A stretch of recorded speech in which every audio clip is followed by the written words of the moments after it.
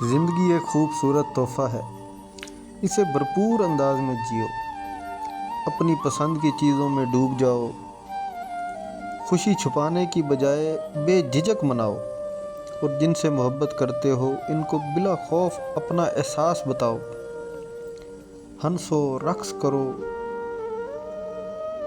چھوٹے خواب بناؤ اور پھر انہیں پورا کر کے دنیا کو بتاؤ کہ جینا دراصل لمحوں کو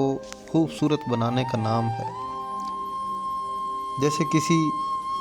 درویش نے کہا تھا کہ مرد کو اگر بیوی، بچوں، بہن بھائی اور والدین کی ذمہ داریوں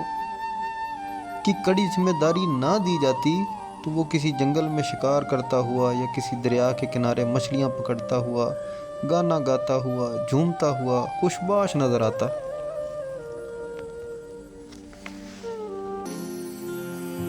دل میں درد سا جگہ ہے، کانٹا سا کہیں لگا ہے، دل تو پاگل ہے، دل دیوانہ ہے، دل تو پاگل ہے، دل دیوانہ ہے۔ راجا کو رانی سے پیار ہو گیا،